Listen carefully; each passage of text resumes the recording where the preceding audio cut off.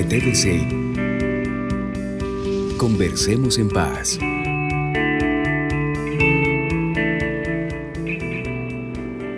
Bueno, la idea de esta conversación hoy es que podamos abordar ese escenario emocional, ese escenario del que pocas veces nos ocupamos, y más en un momento como este en el que estamos construyendo todo un futuro y que la apuesta por construir la paz en una mesa de negociaciones con la guerrilla pareciera como que no se encuentra con tantas mesas de conversación que tenemos en Colombia. Nos dicen ustedes, que son los expertos en el mundo de lo psicosocial, ¿cómo es esta sociedad que ha permitido tanto tiempo convivir con la guerra, pero que todavía como que no se suelta a imaginarse el futuro en un país es paz? Esa es la idea de todas estas conversaciones, de este mecanismo de pedagogía que hemos querido como transitar. Presidente, aquí están expertos, psicólogos, psiquiatras, sociólogos, antropólogos, que conocen muy bien, no solamente al ser humano, por supuesto, en general, sino también a esta sociedad nuestra. Y estamos aquí para conversar de todos esos temas. Pues primero que todo, muchas gracias por esta oportunidad. Creo que es muy importante, porque si queremos terminar este conflicto armado, esta guerra, pues tenemos que entender la cantidad de sentimientos, de emociones que produce una guerra y cómo podemos cambiar esos sentimientos, esas emociones y encauzarlas en una sociedad en paz. Una guerra produce todo tipo de temores, de preocupaciones, de venganzas, de odios y de miedos. Hablemos del miedo. El miedo es algo que inclusive el Centro de Memoria Histórica ha dicho que la sociedad colombiana se ha paralizado por el miedo. El miedo de la gente que le produce, por supuesto, una guerra que se traduce en violencia, miedo de salir de sus casas, miedo de encontrarse con el enemigo. Hablemos del miedo. ¿Cómo puede uno hacer para poder cambiar ese sentimiento de miedo y cuáles son las consecuencias negativas del miedo y las consecuencias positivas de poder eliminar el miedo? Leonor. El miedo, yo pienso que es una señal de alerta, primero que todo, frente a algún peligro, objetivo o menos objetivo, pero en principio sí es una señal de alerta. Sin embargo, las proporciones que toma el miedo ocasionan conductas muy distintas, y hay algo que me preocupa específicamente con el miedo, presidente y compañeros de mesa, y es la facilidad con que el miedo se transforma o se enmascara con una actitud agresiva. Si realmente el miedo lleva a una actitud violenta, rápida, de parte del que se asustó y posiblemente del que se asusta con el asustado. De manera que ahí empieza a crearse ya un conflicto adicional. O sea, el miedo es entonces como una especie de materia prima para la agresión. Diría yo que el miedo es una especie de materia prima para la agresión, pero hago una salvedad que me parece importante dentro de este tema, que en la medida en que la persona que siente miedo rápidamente alcance a identificar que lo que siente es miedo, es menos fácil, no digo que imposible, pero sí es menos fácil que su miedo se transforme en agresión como una forma de defensa. Entonces, ¿qué estoy incluyendo ahí como tema de fondo que me gustaría desarrollar en algún momento aquí con todos nosotros? Es la importancia de las emociones, pero del reconocimiento y la identificación de las emociones como primer paso para poder manejarlas un poco mejor de lo que lo hacemos generalmente. Esa sería mi conversación. Pues, había una famosa frase del presidente Roosevelt que decía que lo único a lo cual le tengo miedo es al sentir miedo, no controlar el miedo. El miedo se puede controlar. Uno creo que no puede dejar de sentir miedo. Una persona que, claro, que se va a cruzar un abismo, pues siente miedo, pero hay que controlarlo. Claro. Pero también dicen que el miedo es muy manipulable. Por ejemplo, en la política a través de la historia, los grandes populistas, los grandes dictadores se basaban mucho en manipular el miedo. ¿Eso cómo es? ¿Cómo es eso de la manipulación del miedo? ¿Y cómo puede uno comenzar a generar un clima donde la gente no tenga miedo, como en el caso de un país que ha vivido tantos años en conflicto? Bueno, yo tengo una óptica complementaria a lo que diría Leonor y me pongo a pensar más bien por el momento histórico por el que estamos pasando. Y uno podría afirmar que estamos pasando por una instancia en donde el país está moviéndose de un estado de guerra hacia potencialmente un estado distinto de paz que se construye a lo largo de mucho tiempo. Y en este momento hay una cosa que me parece muy curiosa y es que siempre he pensado que las sociedades cuando pasan por esos procesos pasan de lo inimaginable a lo imposible y a lo realizable. Y es un poquito lo que me da la impresión es que nosotros, y el ejemplo quizás más claro de eso es cuando yo tuve la oportunidad de pasar un tiempo viviendo en Sudáfrica y recuerdo mucho que las narraciones que la gente me decía del proceso transicional en Sudáfrica era que le tenían miedo al que era su antiguo enemigo y que pasaron muchos años y todavía sigue pasando de todos modos para ellos poder desmontar lo que el cuerpo de, entre comillas, el enemigo o el que era opositor pudieran verlo desde un punto de vista distinto. Entonces nosotros un poco lo que yo veo es que estas sociedades en un punto nunca se imaginan hacia dónde podríamos movernos y hay muchas cosas que en ese escenario parecen imposibles. Por ejemplo, lo que yo siempre he dicho, imaginarse una Colombia sin guerra, una Colombia en paz, es para muchos colombianos inimaginable. Entonces yo creo que el miedo que hay acá es porque nosotros estamos habitando una instancia en donde no sabemos cómo mirar al otro, cómo mirar nuestros enemigos, cómo mirar el futuro y cómo hacer un balance de toda la historia que tenemos detrás. Y eso podría ser, por ejemplo, una justificación para algo que para mí ha sido sorprendente. Gente que le tiene miedo a la paz, que prefiere estar como está porque uno les dice, vámonos a trabajar por la paz, y de pronto dicen, pero expresan un miedo a la paz. ¿Será por qué? Porque están... Es por miedo, es por físico miedo, porque el miedo es un sentimiento natural y tener miedo hace parte de las emociones primarias del ser humano. A nosotros nos da miedo lo que nos es amenazante y aprendemos a adaptarnos. Y el miedo nos ayuda a que nos protejamos y a que nos adaptemos. Entonces se nos vuelve familiar el miedo. Y vivimos con el miedo y nos parece hasta chévere vivir con miedo. Entonces en este país vive con miedo el que tiene 6 guardaespaldas o al que le van a robar su cultivo en el campo. Y es el mismo miedo, presidente. Como no conocemos la paz y no la hemos conocido, también nos da miedo. La paz les da miedo a la mayoría. Por desconocida. Porque nos adaptamos al miedo y nos acostumbramos a protegernos a ese miedo. El miedo nos ayuda a protegernos. Es una cuestión de costumbre. Pues, una cuestión de costumbre. Eso nos pasa aquí. Eso ha pasado en muchas partes y en muchos escenarios en donde se vislumbra la paz. La gente se muere del susto de ir a eso desconocido porque nos parece mejor negociar nuestro propio miedo y protegernos a nosotros mismos. Entonces la pregunta lógica que sigue sería, ¿qué tiene que hacer uno para que ese miedo desaparezca o ese miedo se pueda encauzar positivamente para que no tengan miedo a la paz, por ejemplo? Es un periodo de adaptación por el que vamos a pasar todos. La gente que tiene más miedo es la gente que se ha protegido mucho y que le tiene mucho temor a lo desconocido. Y en la medida en que este escenario se nos dé como todos queremos, la gente que va a estar más muerta de miedo se va a comenzar a tranquilizar y va a comenzar a encaminar sus temores y sobre todo la incertidumbre, que es lo que más produce miedo, se va a convertir en algo certero. Lo desconocido nos da tanto miedo, la gente termina diciendo es que como la paz no la conocemos, entonces es mejor quedarnos en guerra. Eso es terrible para un pueblo. Pero aún así que el miedo, que la paz tenga un valor positivo en sí mismo, es tenerle miedo a algo positivo. Es decir, ¿cuál es la relación? Eso es para mí lo sorprendente. Yo quería incluso intervenir planteando una posición un poquito distinta, porque yo no creo que sea solamente la incertidumbre.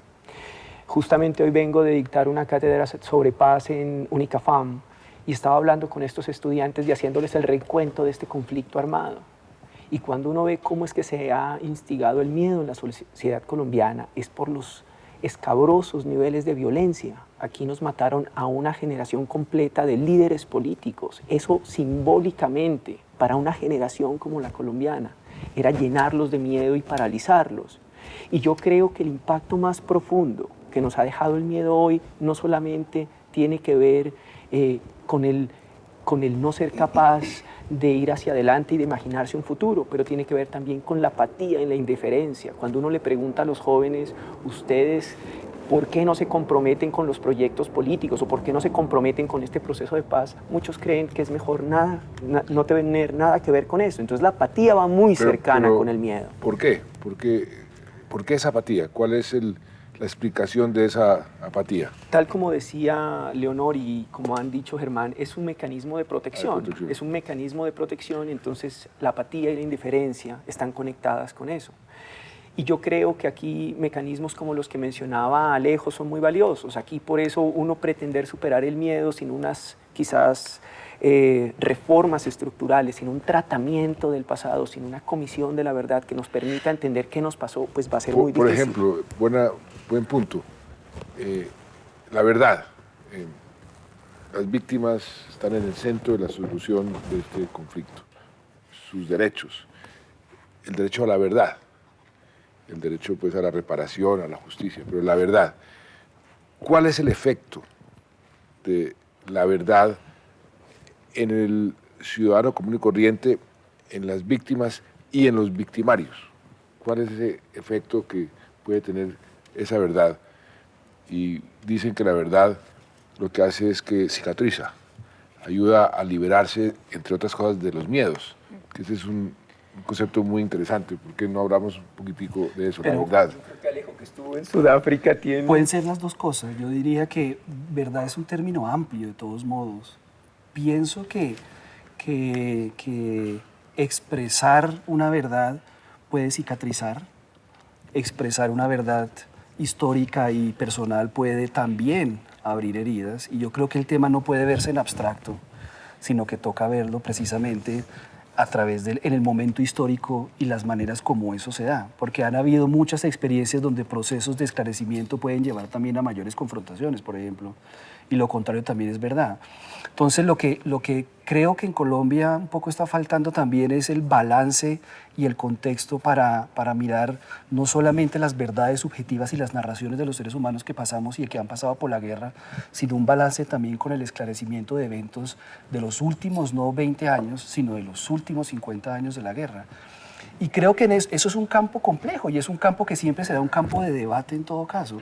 Y lo que me parece de todos modos importante es entender que tanto puede sanar, entre comillas, como también puede abrir heridas, si utilizamos esas metáforas. Esa es una discusión bien interesante, porque uno ha visto como dos puntos de vista sobre la verdad, la comisión de la verdad. Hay unos que dicen, no, es que la verdad es muy importante conocerla para no repetir, primero que todo, y segundo, como para liberarnos de ese peso que ha sido este conflicto. Si entendemos bien el por qué pasó, cómo pasó, nos va a ayudar al paso hacia adelante. Otros con una visión un poco más simplista, pero con mucho sentido común, ¿para qué vamos a revivir historias macabras? ¿Para qué vamos otra vez a recordar ese pasado tan macabro? Se haga, claro. Entonces hay esas dos enfoques. Yo ahí creo, y lo que uno tiene que hacer en estos casos es reducir las expectativas que se generan frente a este tipo de instituciones o de organismos. Y alguna vez lo hablábamos con Alejandro, las comisiones de la verdad o estos mecanismos de verdad tienen que ser vistos como dispositivos que abren, no que cierran. Y yo creo que en esto hay un componente fundamental cuando uno socializa este tipo de ejercicios, porque las comisiones de la verdad no buscan encontrar la verdad, lo que buscan es crear un espacio donde se encuentran diferentes memorias, y al encontrarse esas memorias y al revisar el pasado, individuos, colectivos y una sociedad empieza a tramitar sus dolores, sus miedos, sus incertidumbres. Entonces creo que los que plantean el debate entre la verdad como el camino absoluto o como el que realmente recoge y hace renacer los resentimientos es una visión simplista y no verlo como un mecanismo de apertura, como un dispositivo, como diría Deleuze. Me gustaría Yo agregaría una cosita complementaria de todas las anteriores y especialmente de la última, y es que creo que la verdad esclarece definitivamente el panorama, aclara los imaginarios, disminuye las expectativas y por dolorosa que ella sea, como que acaba con la posibilidad de lo que yo invento a cambio de lo que no sé. El vacío no queda. Todos, y de ahí salen los rumores, ¿no? El uno le cuenta al otro, el otro le agrega un pedacito, el otro le pone otro más, le quita, le agrega. Entonces creo que la verdad tiene ese poder contundente sin desconocer los impactos emocionales que causa, que eso es distinto. Pero tiene también... Pero como que tiene otro, aterrizo con lo que conozco. Tiene otro dilema, y es ¿quién está interesado y cómo afecta la verdad, dependiendo además de qué verdad? Claro. Por ejemplo, una de las discusiones más difíciles en la creación de las comisiones de la verdad es que la guerrilla, por ejemplo, quiere que sea su verdad la que quede consignada en las comisiones de la verdad. El ejército quiere que quede su verdad. Es que nosotros combatimos fue a unos guerrilleros que estaban en contra de lo que nosotros estábamos defendiendo. Los otros decían, la verdad es que nos obligaron a ir a las armas porque en la situación, entonces cada uno tiene su verdad. Pero para el ciudadano común y corriente, pues también hay otro efecto diferente. No está buscando su verdad, sino la verdad. En RTBC, conversemos en paz.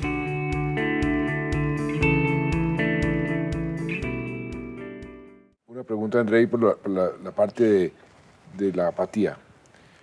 Y fue una pregunta que le leí a algún columnista. ¿Por qué cree usted que somos, los colombianos, hemos sido tan pacientes con la guerra durante tanto tiempo y tan impacientes con la paz, con la posibilidad de paz? Eso es una buena pregunta. Yo creo que realmente la respuesta sencilla para eso es, ese es el impacto del conflicto armado. El impacto de un conflicto armado, como se mencionaba antes creo, es que uno se acostumbra a la guerra. Y que uno se acostumbra a la guerra y al no ser capaz de imaginarse la paz, uno cree que lo que está ocurriendo en La Habana es una transacción bancaria y quisiera verla firmada al día siguiente, pero eso tiene consecuencias, digamos, tiene causas que van incluso más allá del conflicto armado, que se retroalimentan de otro tipo de instituciones culturales que nos han conformado como sociedad, que tiene que ver, por ejemplo, con el surgimiento del narcotráfico, que tiene que ver con el dinero fácil, con el yo hago la trampa para sacar las cosas rápido. Los colombianos, en general, en esta maraña del conflicto armado, nos hemos acostumbrado a tratar de encontrar la vía corta para resolver nuestros problemas. Y entonces creemos que si las cosas no se resuelven rápidamente, entonces no funcionan.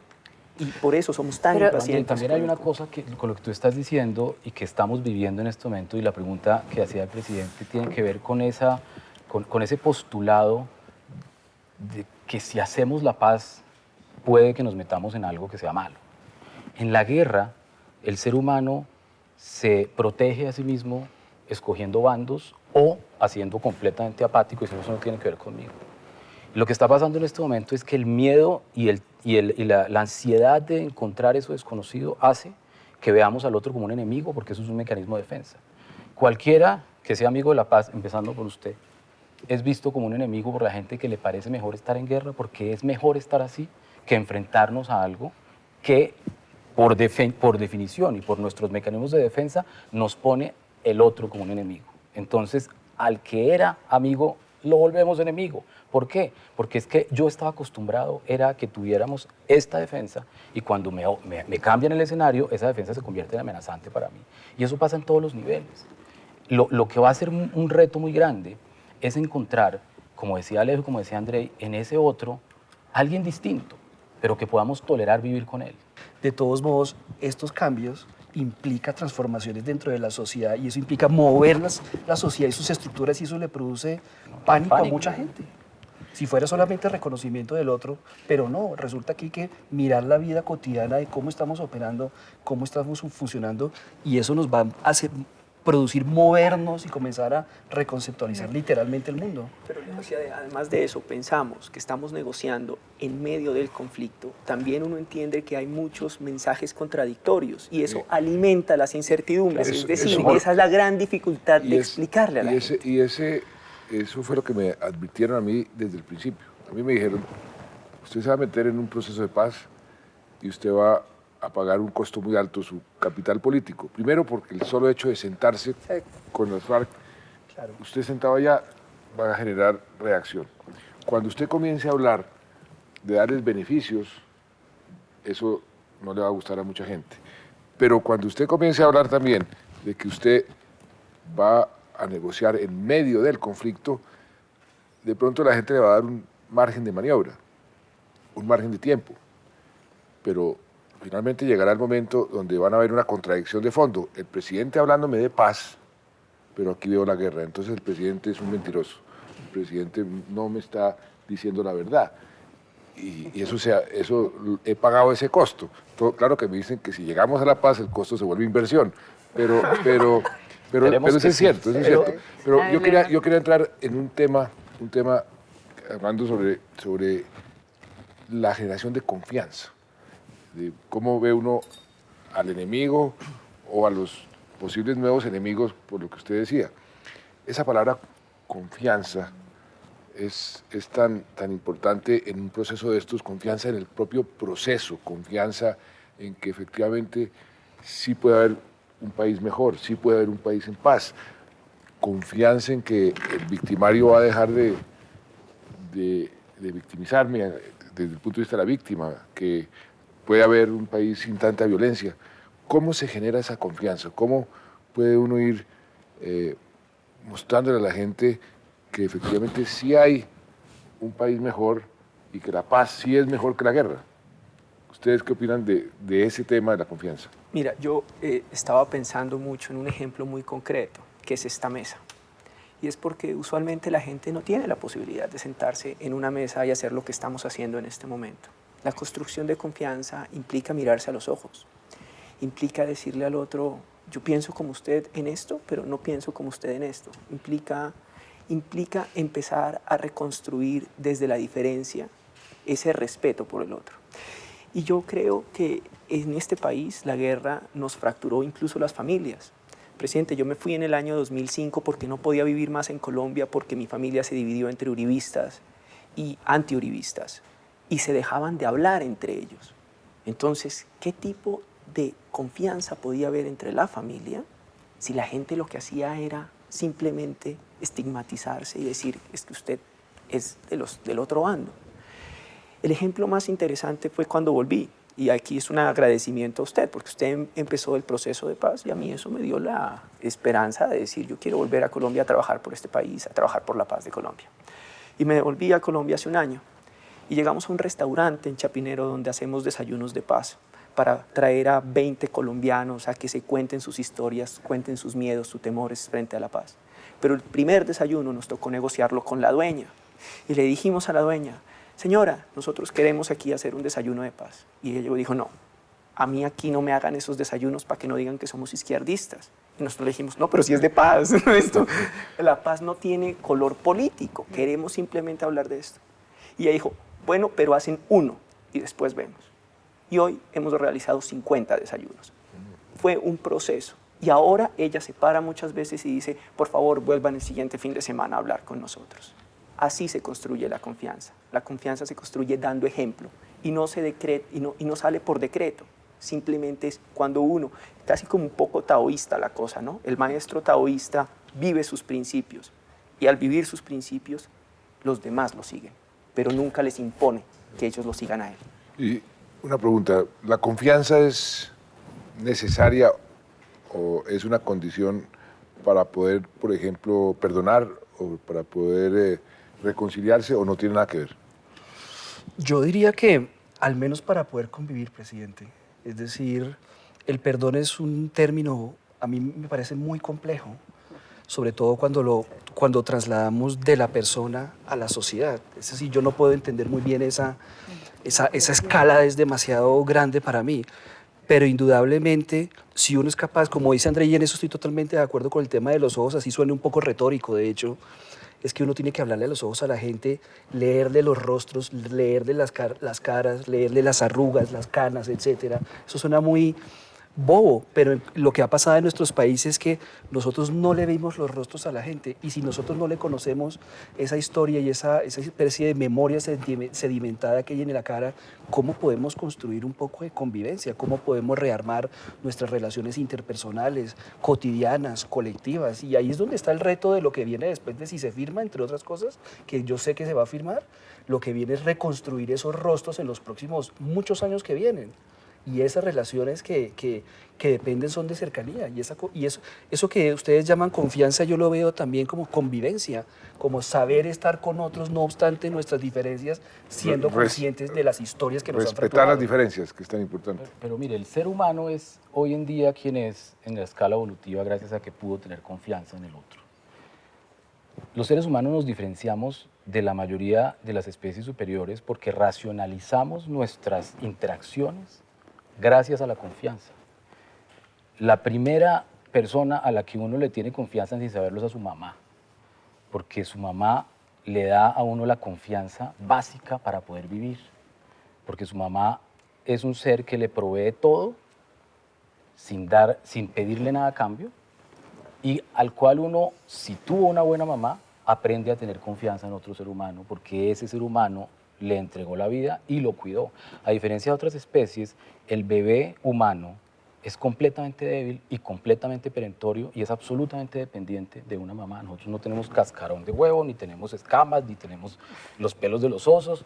Nosotros, cuando somos bebés, somos un pedacito de nada que depende exclusiva y completamente de otro ser humano. Y si ese ser humano nos cuida bien, aprendemos a tener confianza. En esta guerra se perdió la confianza, y se perdió la confianza totalmente. Entonces, uno no sabe a quién tiene al lado, y uno no sabe cómo va a reaccionar, y uno no sabe. Entonces, uno prefiere pensar que es mejor no confiar. ¿Por qué? Porque es una manera de protegerme.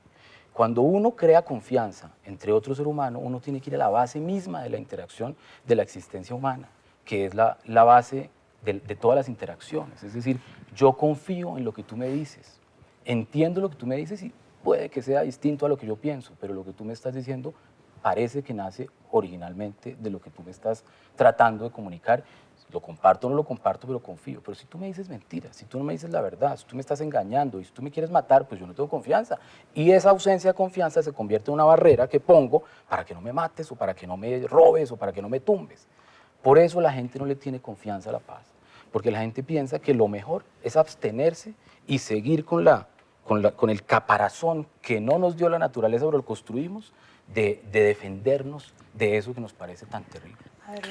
Una pregunta que quiero hacerles que me ayudaría mucho a tratar de hacer más pedagogía. Las ganas de vengarse. La sociedad, mucha gente dice, no, esta gente cometió estos crímenes, yo me tengo que vengar. ¿Cómo se puede vengar una sociedad? Pues a través de la justicia, y estos señores tienen que irse, se tienen que podrir en la cárcel. Esa es la actitud de mucha gente. Lo otro es, no señor, usted tiene que aprender de cierta forma, a reconciliarse y a entender que esa sed de venganza le va a producir a usted más sed de venganza hacia el futuro y va a no permitir la paz. ¿Cómo hace uno para manejar esas ganas de sacarse un clavo, por así decirlo, de mucha gente con el enemigo que ahora estamos tratando de buscar que todos estemos en el mismo barco? ¿Qué tipo de emociones o cómo puede uno hacer un poco de pedagogía para lograr que se cambie esa actitud? Yo personalmente tengo una teoría que usted me da una linda oportunidad de poderla compartir acá. Por favor. Parto de la base y eso me parece inmensamente importante y delicado para el proceso de paz macro y para el micro, el del vecino, el de la familia, el de la escuela, etcétera, que es donde me parece importantísimo que vamos a ir aterrizando. Porque pienso que aparato psíquico, por llamarlo de esa manera, cuando sufre una herida muy profunda. Puede ser una burla, bullying, que le mataron la mamá, que le secuestraron al hijo, cualquiera de los horrores en la escala que conocemos. Esa herida profunda tiene dos destinos, que son o la reparación, que es lo que usted acaba de mencionar en términos muy sencillos y muy cotidianos, que es el entendimiento de lo que pasó, un proceso de sanamiento interior por la vía que la persona quiera, porque medita, porque lee, porque habla con la mamá, porque llora, porque va a una terapia, cualquiera de tantas.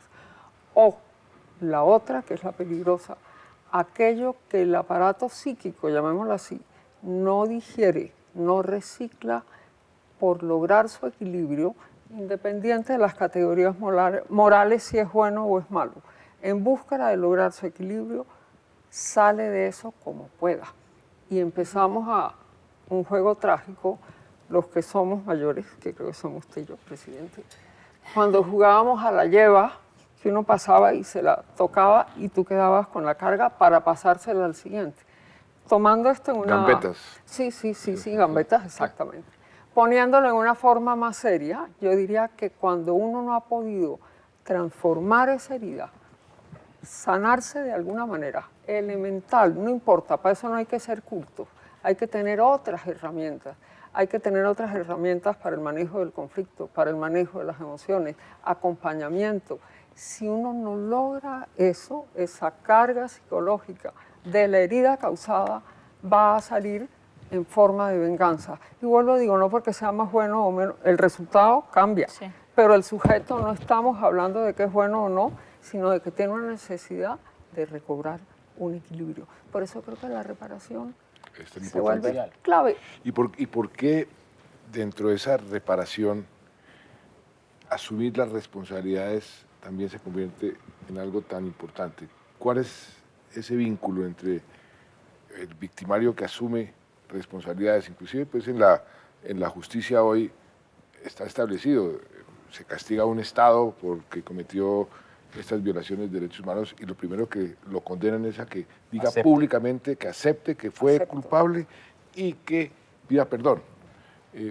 ¿Dónde está ese vínculo entre ese acto, públicamente asumir responsabilidades, pedir perdón y desactivar en la víctima esa sed de venganza? ¿Cómo puede uno explicar eso? Yo creo, presidente, que la venganza o la sed de venganza es una desviación de un sentimiento humano que también surge de la protección y de la necesidad de resarcir en el otro el daño por mi propia mano, de hacer sentir en el otro esa búsqueda de equilibrio de una manera muy patológica, una manera muy malsana. En el momento en que a ese mismo ser humano se le posibilita una acción diferente de esa necesidad de justicia, de esa necesidad de reparación y de reconocimiento. Montones de casos hay clarísimos en donde se han encontrado la víctima y el victimario, el torturador y el torturado, y se han dado la mano. Y esa sed de venganza se transforma, y se transforma porque el ser humano tiene la posibilidad de entender ese sentimiento tan terrible en otro sentimiento que implica un sentimiento de perdón o un sentimiento de reconocimiento del acto del otro. Yo necesito vengarme hasta el momento en que él me dice, fue mi culpa. Eso es tan cierto. Las víctimas que fueron a La Habana, varias de ellas me hablaron después y me decían cómo se les transformó la vida solamente encontrándose con su victimario. Claro. Es increíble. Yo lo único que quería, o lo único que pretendía era que este señor me dijera algo. Claro. Y este señor me pidió perdón. Claro. Y yo estoy ya así como sanada. Claro. Eso es así. Impresionante lo que me decía. Pero, presidente, yo quería decir una cosa porque estoy un poquito me preocupa un poco la forma como lo plantea usted, porque yo creo que hay una diferencia entre venganza y justicia. Yo creo que muchas de las víctimas que quieren ver a las personas pagando por sus actos no lo quieren hacer por venganza, lo quieren hacer porque creen que eso les va a dar tranquilidad, van a sentir que eso fue justo para ellos. En ese orden de ideas, a mí me parece que, digamos, la venganza es un sentimiento que hay que verlo como una etapa diferente, donde la retaliación es muy fuerte, donde casi que estamos pensando en la ley del talión del ojo por ojo, diente por diente. Y yo creo que deberíamos diferenciar, porque yo siento de un gran sector de la sociedad colombiana que realmente no tiene sed de venganza como tal, lo que tienen es sed de justicia. Ahora, ¿cómo conceptualizamos la justicia? Esa es otra cosa, pero yo sí quería decir una cosa antes de que nos pasemos a otro tema. Pero sí pasamos por periodos de venganza, es decir, claro, el conflicto ha tenido grandes capítulos. Es que ese ha ido acumulando. De esa venganza claro, exacto, que ha reeditado. Claro, cuando uno ve después de que asesinan a Gaitán y se crean las guerrillas liberales, y las guerrillas liberales se desmovilizan y empiezan a matar a sus líderes, como Guadalupe Salcedo, se convierten en bandoleros y claro, eso es lo que ha alimentado la guerra. Pero yo lo que entiendo y lo que sentiría es que en muchos sectores amplios de la sociedad colombiana no hay una sed de venganza hoy en día, hay una sed de justicia. Pero quería complementar una cosita porque usted hizo una pregunta que a mí sí me gustaría como darle mi opinión y tenía que ver cómo hacer pedagogía en ese punto de qué es lo que entendemos por justicia, para hacer pedagogía sobre justicia. Y a mí me parece que hay un elemento fundamental que se ha explotado muy poco y es la importancia de la solidaridad. Solidaridad en el punto de pedirle a la gente que se pongan los zapatos del otro, porque yo creo que eso nos ha hecho mucha falta en Colombia y creo que Fabio Rubiano, sé que usted y yo estuvimos el mismo día viendo la obra Labio de Liebre, Fabio Rubiano lo puso ahí y es que realmente si uno no es capaz de ponerse en los zapatos del otro, ¿por qué un comandante de la guerrilla lleva 17 años en la guerrilla? Quizás porque era un niño sin oportunidades y de pronto llegó el comandante del bloque y se lo llevó cuando todavía tenía 14 años y después se convirtió en comandante de la guerrilla. Yo creo que la solidaridad para decirle a los colombianos es que si usted hubiera estado en una situación similar, quizás usted hubiera hecho lo mismo, y es cómo vamos a desmontar este mecanismo de guerra que sigue permitiendo que gente que quizás podría tener otro tipo de vida no se mete en esa vida. Y es ahí cuando uno puede hacer pedagogía para eso. Yo quiero saltar ahí, porque es difícil hablar, entre otras cosas, ¿no? A veces. Y es la historia, quiero como hilar varias historias acá. No, porque para conversar se necesita momentos, instancias, ritmos, en fin, y colectivamente pues más difícil. Pero la historia de Mandela es muy peculiar y esto es la otra parte de la historia de Nelson Mandela. Él sale de prisión en 1989. Había sido fundador del ala militar del Congreso Nacional Africano. Y mucha gente cuando el proceso ya venía, digamos, en conversaciones desde antes. Y él sale y mucha gente con la que yo trabajé, él pensaba que iba a hacer una serie de reformas cuando llegara el momento de la transición, incluso hasta muy radicales. Y mucha gente le decía que él tenía que era realmente encarnar la venganza contra los blancos después de 400 años de esclavitud. Sinceramente hablando, pues esto es, por lo menos yo creo que el apartheid era solo un capítulo de la esclavitud y el colonialismo en el África. Y tenía sobre la mesa dos opciones, y eso también tiene que ver con lo que usted decía de sus propios críticos. Y él tenía sobre la mesa dos opciones. Decía, bueno, yo me puedo ir por el lado de la venganza y literalmente armar una guerra civil que había mucha violencia, pero no era una guerra civil de todos modos. Y por el otro lado, yo puedo apostarle a otra serie de valores distintos. Y Mandela le apostó a otra serie de valores distintos. Yo creo en los mecanismos, digamos, en las dimensiones psicológicas de estos mecanismos, de estas expresiones humanas, etcétera, pero creo que tiene que haber también una intervinculación entre lo personal y lo histórico. Entonces Mandela lo que hizo fue encarnar de alguna manera la posibilidad de la reconciliación y de la cohabitación y de la convivencia, y poner eso sobre la mesa y decir, este es el horizonte hacia el cual nos vamos a mover. Y él como líder corporal y físicamente lo encarnó al punto que convenció a la sociedad de eso. Yo recuerdo señoras que eran empleadas de casa que decían, voy a renunciar a mi trabajo de empleada de la casa porque Mandela nos va a dar trabajo a todos. O sea, el tema de las expectativas es muy importante también. Y en eso quiero decir una cosa muy curiosa. El liderazgo de Mandela fue muy importante porque él estableció un discurso, unos conceptos que sirvieron de horizonte para eso. El debate hoy en día es mucho más complejo, pero en ese momento fue vital este horizonte conceptual, este horizonte humano. Y lo que tiene que ver con sus críticos, hay líderes que son capaces de echarse un país en el hombro para moverlo hacia atrás y hacia la guerra. Y hay líderes que son capaces de echarse un país al hombro para moverlo hacia adelante. La diferencia es concebir el momento histórico que le tocó a uno. Y yo creo que hay gente que le apuesta a la venganza, históricamente hablando, y hay otros que no. Y me parece que aquí nos falta es echarnos el país al hombro para moverlo colectivamente hacia adelante. Y esa es la razón por la cual creo que todos estamos aquí sentados. Esa es una muy buena pregunta. ¿Cómo esta paz que estamos buscando es de todos los colombianos? ¿Cómo hacemos para que todos los colombianos asuman su partecita? Que no tiene que ser mucha, pero que sientan que la paz es de todos. Que hacen parte del mismo proyecto. ¿Qué hacemos? Yo creo que lo primero que tenemos que hacer es desmontar los mecanismos adaptativos de defensa que nos han generado este existir en esta guerra que creemos es el escenario en el que podemos convivir. Y eso en Cristiano Germán, en una vida, en alguien de carne y hueso, ¿cómo es? Es muy parecido a lo que mucha gente en otros escenarios, digamos, se parece mucho lo que pasa en Colombia a lo que pasa en los territorios ocupados palestinos en Israel. Cuando yo he estado varias veces en la Franja de Gaza con Médicos Sin Fronteras, veo a los palestinos madrugando, yendo al colegio a estudiar y por la tarde hay bombas. Y uno dice, ¿cómo pueden vivir así tanto tiempo? Pero yo vengo de un país donde vivimos así tanto tiempo. La guerra nos afecta a todos. Todos estamos afectados con la guerra. ¿Qué es lo que pasa?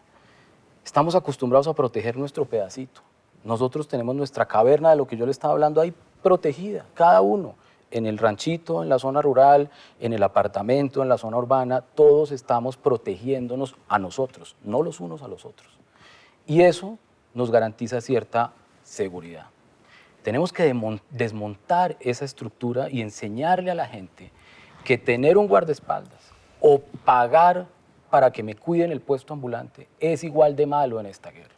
Y que yo no puedo pagar el guardaespaldas para protegerme o pagar la caución que me está cobrando el de las fronteras invisibles en Ciudad Bolívar, porque eso se llama guerra.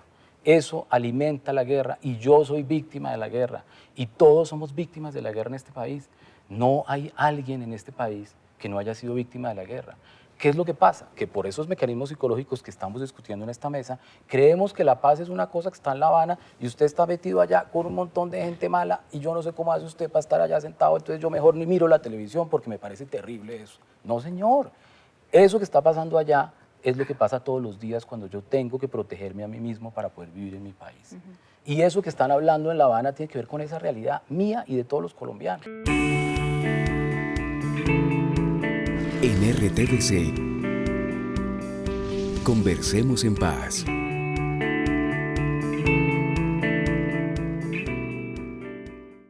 Cuando el duelo no es colectivo, el duelo es individual y se le deja la tarea de vivir el duelo al familiar, al sobreviviente y no se asume como algo que tenga que ver con todos, quizá ese tema de los duelos es también parte de ese camino. Ahora que dices eso me haces pensar justamente en la cátedra que estaba dictando hoy, porque le decía hoy a los estudiantes en Unicafán, les decía 7 millones de víctimas según la unidad de víctimas, más o menos el 20% de la sociedad colombiana. Les dije, ahora piensen qué habría pasado si ese 20% hubiera sido en su familia, ¿cierto? Y creo que es esos ejemplos que son capaces de conectarlos con lo que tú mencionas, que es entender que aquí hay una sociedad colombiana que para ir a ver un partido de fútbol de la selección Colombia se pone una camiseta amarilla, pero cuando hay que ir a ayudar a las víctimas que están desplazadas en Soacha, nada tiene que ver con nosotros, es cuestión del Estado.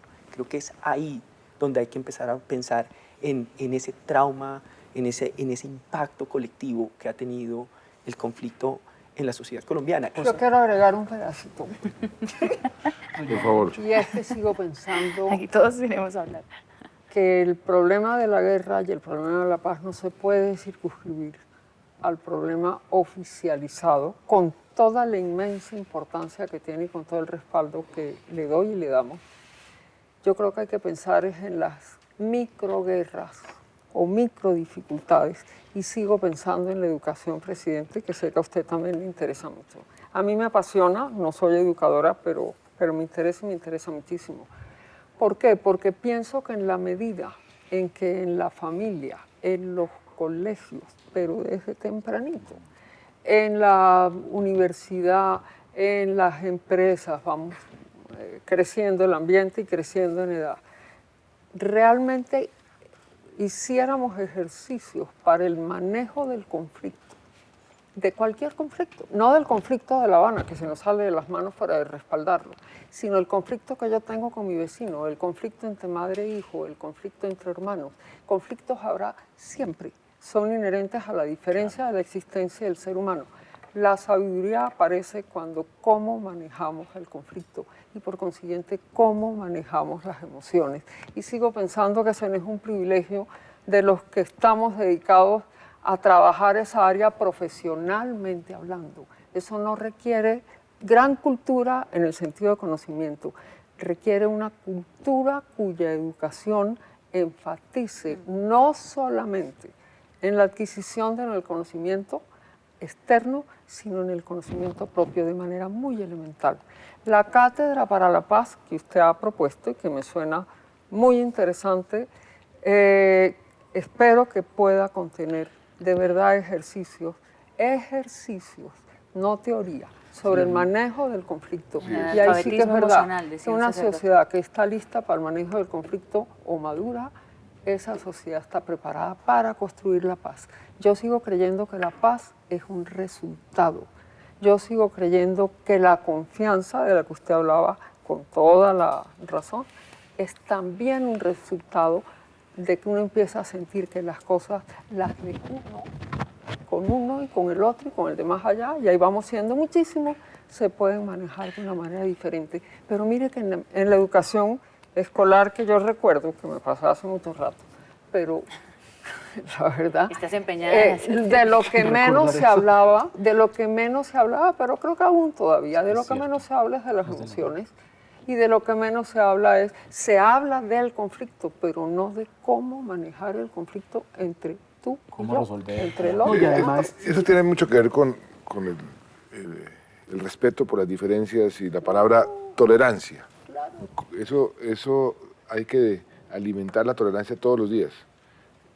Y eso comienza por la familia, la educación, el colegio, y eso es un proceso. Eso es un proceso. Es un proceso y yo estoy completamente de acuerdo. Si llegamos a unos acuerdos en La Habana, eso simplemente es el primer paso dentro de la construcción de la paz. La paz va mucho más allá que silenciar los fusiles en La Habana y hacer la paz con las FARC. Pero sí es una condición necesaria para construir la paz en muchos otros sentidos. Claro. Eso es. Pero, presidente, yo tengo distancias con el término tolerancia, por ejemplo, porque me parece que el término tolerancia parte del principio de la separación, de que el otro está allá y por lo tanto, en últimas, me lo tengo que aguantar. Eso es lo que a veces uno intuye en esa palabra o evoca en esa palabra. Ahí la pregunta sería más bien, bueno, podemos a juicio imaginativo utilizarla. Pero es que, por ejemplo, yo me tengo que tolerar a mi vecino. Entonces, ese vecino piensa diferente, totalmente diferente. Claro, pero el vecino, digámoslo así, usted está dividido por una frontera, digámoslo así, y lo tolera porque sabe que la frontera lo está parando, y hablo no de fronteras geográficas, sino de fronteras humanas y corporales, pero llegará el momento en que, no obstante la frontera, usted tendrá que construir una relación de convivencia ahí. Y es que exactamente fue lo que hicimos y espero que podamos volver a hacer. Respetándonos las diferencias, encontremos los comunes denominadores que nos permitan trabajar juntos para beneficio mutuo. Claro. Y así fue que yo hice las paces con Chávez, exactamente con ese lenguaje. Mire, usted y yo somos como el agua y el aceite, se lo dije con esa forma. Usted no me va a convencer a mí de su revolución socialista siglo XXI y yo no lo voy a convencer de mi tercera vía. Pero entonces respetémonos nuestras diferencias y busquemos las formas de trabajar juntos para beneficio del pueblo venezolano y beneficio del pueblo colombiano. Y me dio la mano y dijo, listo. Y hasta el día que se murió, se respetó. Sí, pero eso es convivir, eso no es tolerarse. Pero eso es lo que yo pensaría. Yo identifico otra palabra que no hemos mencionado, y a mí me parece que hay una gran dosis de generosidad mutua, de Chávez y suya. Y yo creo que a veces a los colombianos nos ha hecho falta generosidad. La generosidad es uno de esos principios que pocos exploran porque para ser generoso, el generoso no es el que da solamente, sino que el que sabe recibir también. Y yo creo que esos son los ejemplos. Y yo diría incluso también, yendo un poquito más allá de lo que usted decía, de que la paz sería el primer paso para lo que viene. Yo siguiendo un poco a Deleuze, mi filósofo favorito, diría que no es el primero, está en la mitad. Porque para llegar allá ya hay demasiado camino que han recorrido, que han demostrado Eso es cierto. respeto, generosidad y solidaridad de parte de ustedes, de ambas partes. Sí, pero no solamente es convivencia, no solamente es lo que estaba diciendo el presidente respecto a lo que pasa con el vecino, también parte de un principio de claridad. Cuando usted decía que nos falta apropiarnos de la paz, es porque en el tema del vecino y en el tema de las relaciones internacionales es mucho más fácil para la gente del común y la opinión pública entender qué es lo que está pasando, porque salen los medios de comunicación, todo el mundo sale, oye hablar al uno, hablar al otro, entonces la gente sabe que están hablando. En La Habana, por condiciones que entendemos perfectamente, había una necesidad de no conocer lo que estaba pasando. Y volvemos al término de la desconfianza. Entonces, al no conocer lo que está pasando, no nos apropiamos. En la medida en que esto se ha venido familiarizando, en la medida que estamos sentados aquí nosotros hablando de paz, cada vez hay más escenarios en donde se habla de paz, de posconflicto, de reconciliación. Propaganda, la Asociación Colombiana de Psiquiatría hace su congreso anual en Armenia el 5 al 8 de noviembre sobre el tema del posconflicto. ¿Sí? Estamos empeñados en que nos entrenemos en cómo vamos a atender el posconflicto. Entonces esto se volvió un tema que está a la luz del día hoy en día y que hace que este tema que parecía etéreo y desconocido y que es que allá están negociando con mi vida y con mi plata y con no sé qué, resulta que se vuelve un tema de conversación en los desayunos de los que está hablando André y eso hace que nos apropiemos. ¿Nos invita uno a un desayuno de esos? Eso, antes de que termináramos, yo quería invitarlo a usted a un desayuno de esos para que nos acompañe. 20 colombianos. ¿Y son colombianos escogidos cómo? Son colombianos escogidos desde las redes sociales que nos constituyen. Entonces la idea es usualmente esos colombianos que mucha gente no considera como parte importante de la pedagogía de paz, que son los que viven en Rosales, que son los que viven en Santa Ana, que son los colombianos jóvenes de clase media, media alta, que están completamente apáticos porque creen que esto no está conectado con su vida. Entonces, realmente a mí Rodeemos el Diálogo me mandó con el mandato expreso de invitarlo a usted para que se siente a hablar con nosotros sobre el proceso de paz. Me gustaría porque ese contacto es una lección para mí, porque descubrir cómo piensan los que están escépticos, por ejemplo, por qué están escépticos, por qué no les importa, en este momento es muy importante porque le da herramientas e instrumentos para poder llegarles con más efectividad. Entonces, le acepto esa invitación. ¿Qué tal el desayuno? Oh, es un tamal, además es con tamal, las dos sorpresas, es tamal nariñense para visibilizar los esfuerzos de resistencia de las comunidades nariñenses frente a la violencia y chocolate de paz de la comunidad de paz de San José de Apartado para mostrar también lo que pasa en Apartado. Entonces estamos uniendo al país, superando la fragmentación y la polarización. Lo felicito. Hay caben un montón de cosas más en ese desayuno para ese sentido. Pues con estas... Congreso de Psiquiatría. Con estas conversaciones, presidente, es de alguna forma pues la intención que tenemos, conversar y que salgan muchos temas. No, ha sido muy interesante, realmente yo les agradezco muchísimo, aprendí muchísimo, creo que surgen esos cuestionamientos, esos dilemas, esas preguntas y esas opciones y esas soluciones, que es lo que creo que la sociedad colombiana necesita. Ojalá este tipo de conversaciones se multipliquen por todo el país, encontrando ese común denominador que nos va a permitir esa gran transformación que nos va a permitir la paz. Ojalá, muchas gracias. Entonces. Muchas gracias. Muchas gracias. Suerte con el vecino. Muy interesante. Hay suerte con el vecino, sí. La selfie, no lejos, no te olvides, queremos una selfie. Claro.